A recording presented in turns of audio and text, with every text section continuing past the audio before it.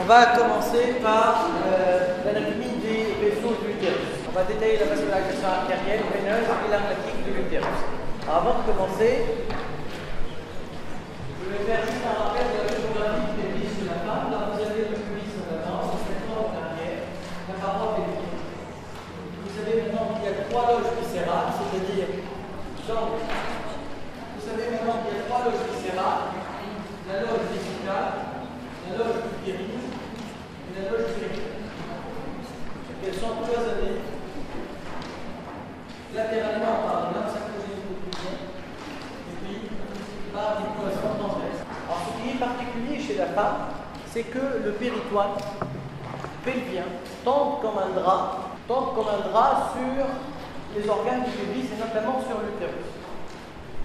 De façon qu'il va cloisonner le pelvis en trois parties. Alors, regardez bien. Sur une coupe sagittale, vous avez le centrum en arrière, le pubis à l'avant. Là, il y a le rectum. Tout à fait en avant, il y a la vessie. Et puis, il y a l'utérus qui est couché sur la vessie, avec le bas. Alors, le péritoine va tomber sur ces organes pelviens comme un drap.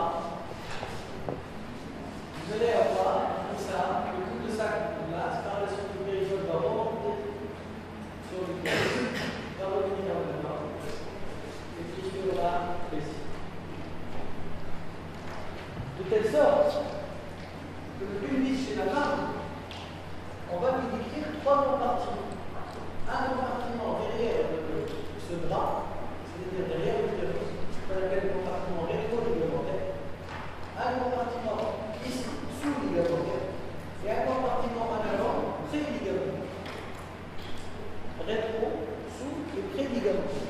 C'est-à-dire sur une coupe sagittale, ce drap passe en avant, au-dessus et en arrière de l'utérus, des deux côtés de la ligamentaire, il va fixer l'utérus à la paroi pelvienne. Vous allez avoir trois compartiments d'arrière en avant. Ça, c'est le champ rétro-ligamentaire. Ça, c'est le champ sous-ligamentaire. Et ça, c'est le champ pré-ligamentaire. D'accord? Donc, si on va considérer que votre collègue est l'utérus, regardez. Alors, l'utérus est couché. L'utérus est couché sur le vagin. Voilà. L'écran. Voilà. L'écran avec les ovaires, etc. Et vous avez ce drap qu'on pose sur les organes pelviens, notamment sur le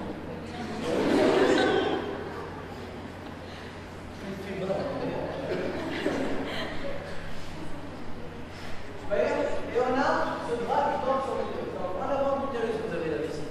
En arrière, vous avez le rectum. Et là, vous avez le ligament large.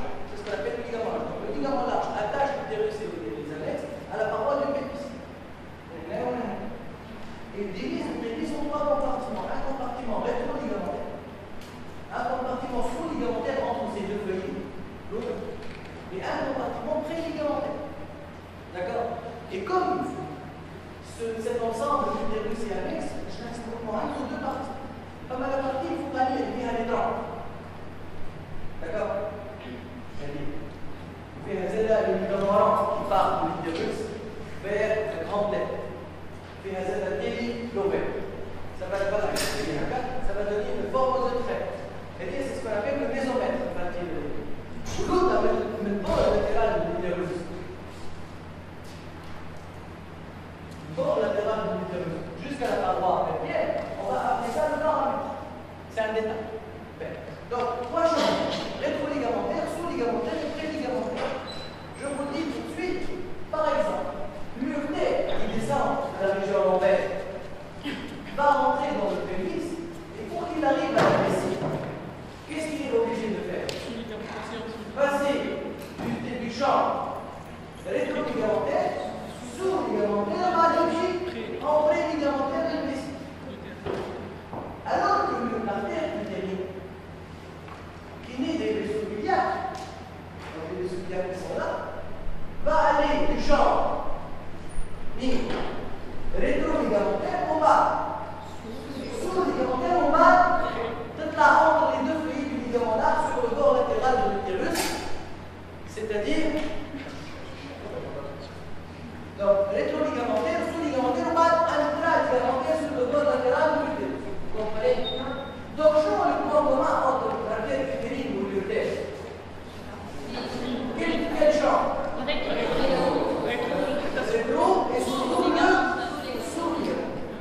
il y a un croisement important entre l'artère utérine. Donc, ici, il y a un croisement important entre l'artère utérine et l'artère en dessous ligamentaire. D'accord? Ben, à mon sens, c'est une information très importante dont je vois avec détail réfléchir. Alors, l'artère utérine, c'est l'artère principale de l'utérus qui naît de l'artère iliaque interne et l'artère hypogastrique, juste avec une petite précision. La haute main, elle va donner les deux artères iliaques primitives à travers droite et gauche. Et chacune des deux artères iliaques primitives va donner l'artère iliaque interne et l'artère iliaque externe qui va devenir l'artère fémorale. L'artère iliaque interne, qu'on appelle aussi artère hypogastrique, elle se divise rapidement en deux troncs. Un tronc postérieur qui est le tronc pariétal, qui vascularise la paroi du pelvis, ça va donner les artères fessières, les artères iliolombaires, etc., les artères sacrées. Et un tronc antérieur qui est le tronc viscéral, qui donne les artères vésicales, rectales et vaginales. Donc, l'artère utérine est une branche de l'artère iliaque interne, mais précisément du tronc antérieur, voilà, du tronc viscéral de l'artère iliaque interne. Dans le pelvis, elle va traverser les trois champs, c'est-à-dire, donc, depuis sa naissance de l'artère iliaque interne, elle va être rétroligamentaire au mari, sous-ligamentaire au mari, intraligamentaire pour vasculariser le pelvis. Alors que l'urtère, il est plutôt genre rétroligamentaire au bas, sous-ligamentaire au bas, sous-ligamentaire. Donc, oui, ici le croisement en sous-ligamentaire. C'est quoi l'application de tout ça? C'est qu'à chaque fois que tu veux enlever l'utérus, tu dois ligater les vaisseaux. Et où est-ce que tu dois faire attention? En sous-ligamentaire. Alors, il n'est pas conseillé de ligater en rétroligamentaire parce qu'il y a plein de vaisseaux et parfois ce n'est pas facile. Donc il faut ligater, oui. Sous-ligamentaire. Au contact de l'utérus. Il faut éviter de s'éloigner de l'utérus en sous-ligamentaire parce que tu vas trouver que le tête est plus ligaté. D'accord? Donc cette artère utérine, elle a trois segments. Le segment pariétal, là, elle a le rétroligamentaire, le segment sous-ligamentaire et le segment intraligamentaire. Alors cette artère utérine que vous voyez ici, ça c'est l'artère iliaque externe, l'artère iliaque interne, le tronc viscéral, et là vous avez l'artère utérine qui se dirige vers l'utérus et elle se croise ici avec le rectum. Le drap qu'on a posé sur votre collègue, regardez, vous avez le drap qui tombe sur l'utérus, ça c'est la tête de votre collègue, ça c'est son tronc et ça c'est ses jambes. Donc là vous avez le champ rétroligamentaire, sous-ligamentaire et pré-ligamentaire. Donc l'urtère, il est du rétroligamentaire, sous-ligamentaire et pré-ligamentaire. Alors que l'artère utérine, rétroligamentaire, sous-ligamentaire et par la suite intraligamentaire. Comme ça. Et ça c'est le croisement dont je vous ai parlé tout à l'heure. Alors, cette artère utérine qui se croise encore une fois avec l'urtère, et sachez qu'elle le croise en passant au-dessus de lui, là, au-dessus et en avant. Pour nous, l'artère utérine pré-croise l'urtère. Elle a pré et sur-croise l'urtère. Je vous fais à côté de moi. C'est bon? Oui. Ben. Alors, cette artère utérine va donc monter en intraligamentaire le long du bord latéral de l'utérus et elle va se terminer en regard de la corne utérine. Elle dit la corne utérine, c'est là où est la trempe, le ligament rond qui va vers la grande lèvre et le ligament utéro-ovarien. Utéro-ovarien. Alors en arrivant au niveau de la corne, elle va se terminer par trois branches terminales qui sont l'artère rétrograde du fond utérin, voilà l'artère phallique, l'artère du fond utérin, ça c'est le fond utérin, c'est-à-dire le bol supérieur. L'artère tubaire médiale et l'artère ovarienne médiale. Trois branches terminales, l'artère rétrograde du fond utérin, l'artère tubaire médiale et l'artère ovarienne médiale. Alors il faut savoir que les artères tubaire médiale et ovarienne médiale, ça reste cause avec deux artères, qui sont l'artère tubaire latérale et l'artère ovarienne latérale qui proviennent de l'artère ovarienne. Et l'artère ovarienne elle-même, elle provient d'où? Directement de là-haut. Pour les évacuations des organes génitaux chez la femme, c'est l'équivalent. Enfin, les artères génitales, elles vont l'utérine pour la génitale principale et la vaginale longue pour la génitale accessoire, et ces deux proviennent de l'artère hypogastrique. Et vous avez l'artère gonadique, qui est ovarienne chez la femme et testiculaire chez l'homme, qui provient directement de là. On regarde elle, تحت les oreilles. Les veines.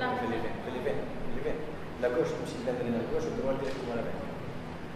Ben, alors, cette artère utérine donne aussi des branches collatérales. Ces branches collatérales vont vasculariser l'utérus, notamment les artères du corps utérin,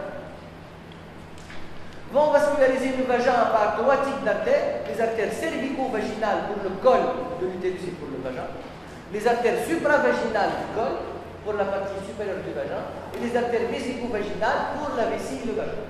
Donc supravésicale, vésico-vaginale et cervico-vaginale.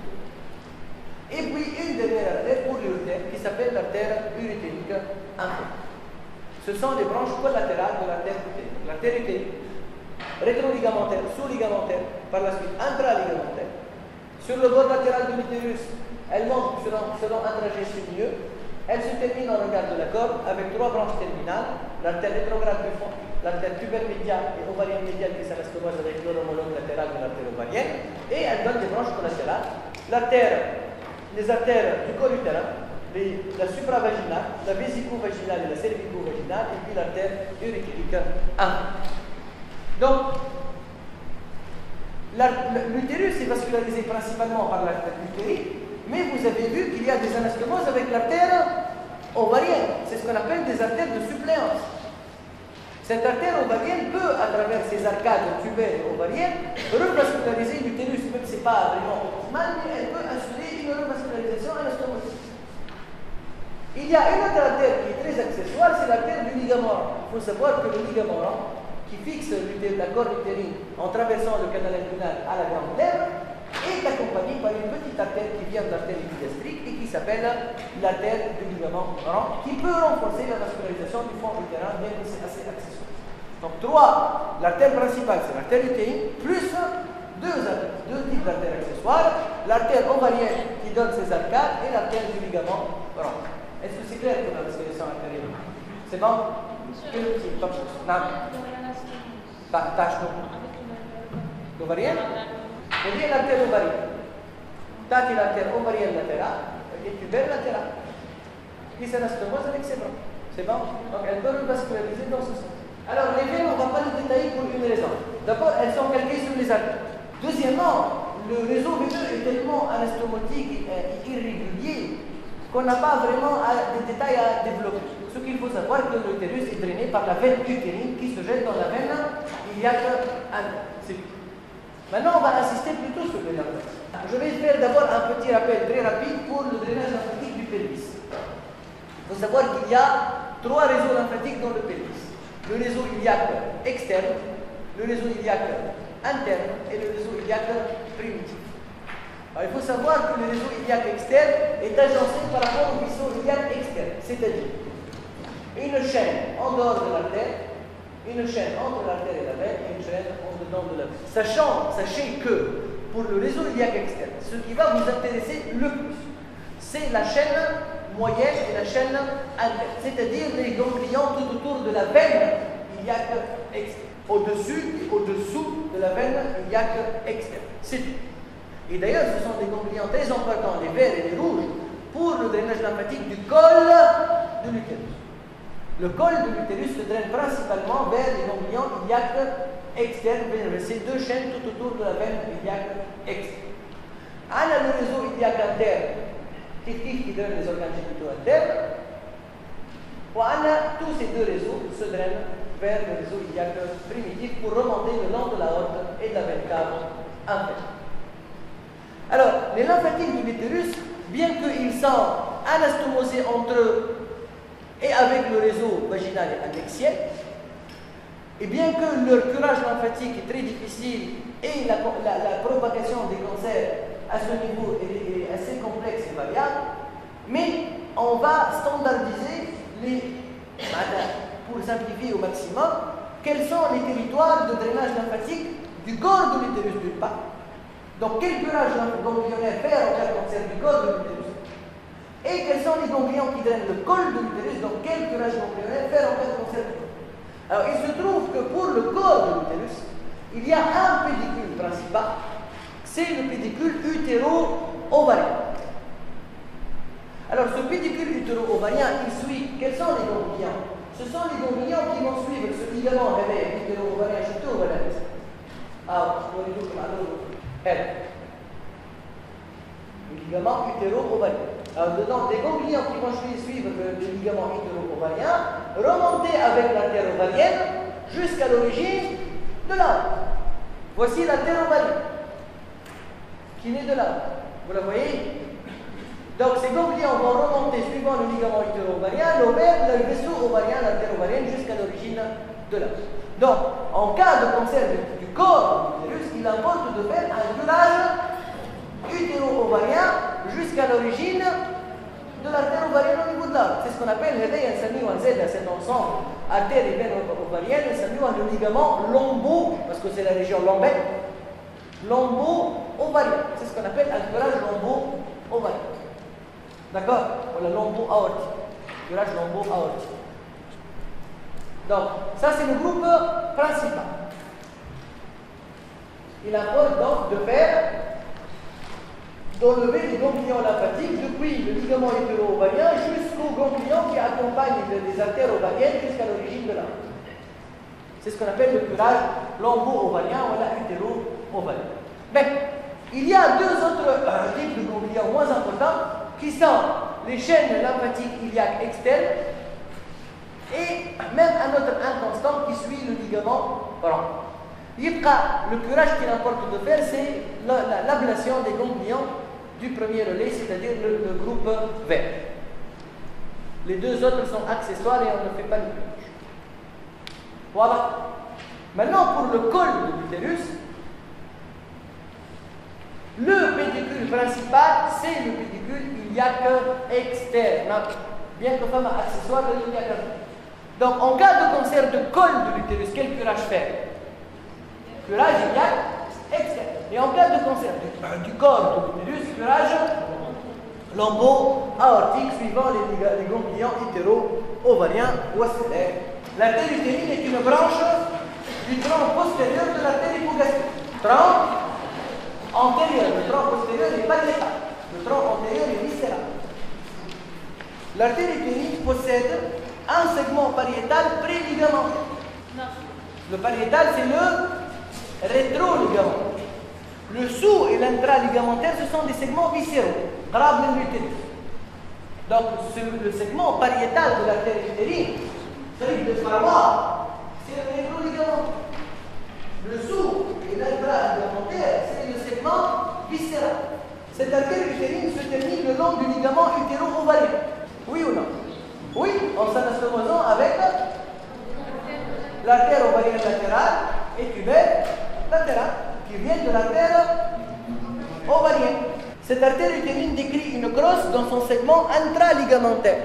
Dans son segment, la crosse sous-ligamentaire. L'artère utérine s'anastomose avec l'artère ovarienne. Oui, donc c'est E. C'est E. L'artère utérine, deuxième, est une branche collatérale de l'iliaque externe. Elle présente 4 segments. 3 segments, rétro, sous, interne. Dans le paramètre, c'est-à-dire dans le ligament large, elle surcroise l'urtère pelvien. Oui. Elle vascularise l'utérus, le vagin et l'ovaire. Oui, l'utérus par les branches utérines, le vagin par les cervico-vaginales, supravaginales et vésico-vaginales, et l'ovaire par l'artère ovarienne médiale qui s'anastomose avec l'ovarienne latérale. C'est elle donne l'artère vaginale longue. L'artère vaginale longue, c'est l'artère génitale accessoire qui vient directement de l'artère iliaque. À خاطر l'utérine, c'est l'artère génitale principale. Troisième question, l'artère utérine comprend un segment pariétal rétroligamentaire. Oui. Se termine sous l'ovaire. Voilà, on regarde l'ovaire en s'anastomosant avec l'artère ovarienne. Oui. Elle croise la face postérieure de l'urtère en décrivant une crosse. La face antérieure de la face supérieure. Donc, fouq ou qadra, fouq ou qadra. Elle décrit une crosse en regard du col de l'utérus. Oui, la partie basse de l'utérus, en sous-ligamentaire. Elle donne l'artère vaginale. Elle donne l'artère vaginale longue. Donc A, B, D. A, B, D. L'artère interne, l'artère hypogastrique. Les lymphatiques de l'utérus. Le corps de l'utérus est drainé par les ganglions du ligament oral, même si c'est inconstant. Oui. Principalement. Quel gène principalement, c'est l'utero-ovarien. Le pédicule principal du col de l'utérus se draine vers la chaîne iliaque interne. Externe. Le pédicule principal du corps de l'utérus se draine vers les ganglions iliaques internes. Pédicule principal, utéro-ovarien. Le pédicule principal du corps se draine vers la chaîne iliaque externe. Non. Zima hétéro-ovarien. C'est le col du pédicule de la chaîne iliaque externe.